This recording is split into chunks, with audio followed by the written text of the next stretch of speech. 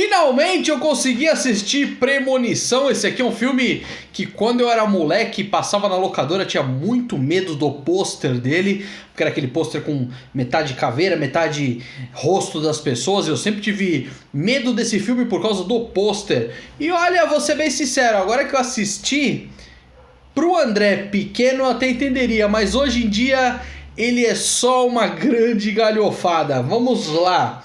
Ele segue naquele mesma pegada de tentativa de trazer novos filmes de terror, igual foi a franquia Pânico, que foram 4 anos antes, o primeiro Pânico, e esse aqui é dos anos 2000. E é sempre bom deixar isso claro, que esse filme é dos anos 2000, porque se fosse um ano ou dois pra frente, ele simplesmente não existiria, porque na sinopse, um grupo de adolescentes / jovens adultos vão fazer uma excursão para a França e um deles prevê que o avião vai explodir no céu.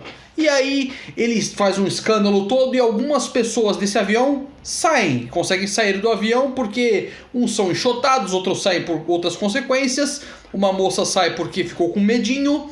E de fato o avião explode no ar. E aí fica a pergunta, ele previu? Ele não previu? Qual foi a situação? E essa é toda a situação, porque agora a morte, entidade cósmica que seja, está correndo atrás para acabar com essas pessoas, porque na teoria, na história do filme, eles conseguiram enganar ou burlar o plano da morte. Então eles precisam fugir, continuar fugindo da morte. É um conceito interessante e é claro, obviamente é um filme de adolescentes, é um filme para você assistir, dar uma risada, porque ele não se leva a sério. É uma grande galhofa.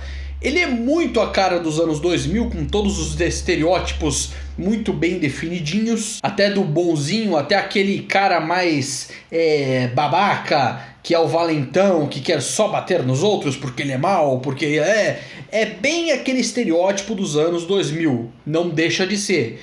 Mas o interessante é que tem coisas muito boas nesse filme, claro, se você embarcar na loucura do filme, o que é sempre importante. Para você ter ideia do quão interessante o conceito pode ser, claro, ele viu que as pessoas iam ir de arrasta para cima por causa do acidente de avião. Me lembrou vários momentos a série Além da Imaginação, ou Twilight Zone em inglês, caso você queira saber.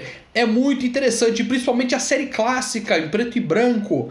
Esse conceito essa ficção do cara prever o futuro e como vai ser aquele acidente, isso eu vi muito Além da Imaginação, o que é bem legal. O roteiro, fraquíssimo, muito fraco em vários momentos, em outros, bem interessante mesmo. Nas partes em que ele é fraco, ele é realmente muito fraco, ele é extremamente expositivo e fica dando aquelas pitadinha, só faltou o personagem olhar pra câmera e falar: olha, cuidado porque pode ser fatal, hein, ó, cuidado. Só faltou isso, mas nesses momentos é extremamente expositivo. Mas em outros momentos é interessante, que é o seguinte: o estresse pós-traumático. Isso é legal, porque fica essa sensação de, por que só eu sobrevivi? O Alex, que é o cara que prevê, ele tem esse negócio de, por que eu sobrevivi? Por que eu fui escolhido para sobreviver? Em outros momentos nós temos policiais que são completamente incompetentes, como a maioria dos filmes de terror tem que ser, porque eles não conseguem lidar com o fato de ter um adolescente / jovem adulto / adulto, sei lá, que consegue prever o futuro de alguma maneira. Por que não deixa esse cara preso? Porque ele, claro, vira um grande suspeito de tudo que pode estar acontecendo. E o diretor, ele consegue pegar essa amálgama de coisas malucas e cria algumas cenas muito interessantes. A cena do acidente do avião é tensa, é realmente tensa. Me pegou de surpresa porque eu achei que ia por um caminho e foi por outro completamente diferente. O jeito como foi filmado, muito antes de, por exemplo, Lost. A abertura do primeiro episódio de Lost me lembrou muito esse filme aqui, porque ele tem essas características e funciona bem. É tenso. Assim como tenso e divertido e lúdico em muitos momentos, diria até mesmo criativo, são as cenas em que a morte tenta resolver a situação. Porque tem alguns sobreviventes e a morte, a entidade morte, vai atrás dessas pessoas e como essas pessoas vão de arrasta pra cima é muito interessante e assim, bobo em vários momentos, sim. Você fala, nossa, você fica até alguns momentos meio tenso, mas se você for parar pra ver, você percebe que é meio bobo. Fica nesse meio termo ali, sabe? Nossa, porque tem uma água maligna andando pelo pé da pessoa e nossa, será que vai... Aí não, aí vai acontecer outra coisa, aí você acha que é aquele momento que a pessoa vai de arrasta pra cima e não é.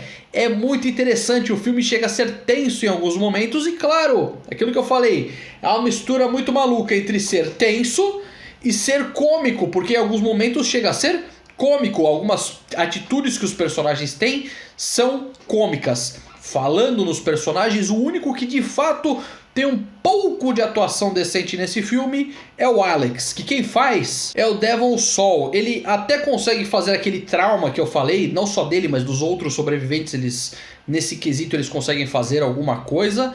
Dessa lição de tipo, eu sobrevivi, por que eu sobrevivi? Por que eu falei pra essa pessoa aí e eu fiquei no lugar dela? Eu sou melhor do que essa pessoa?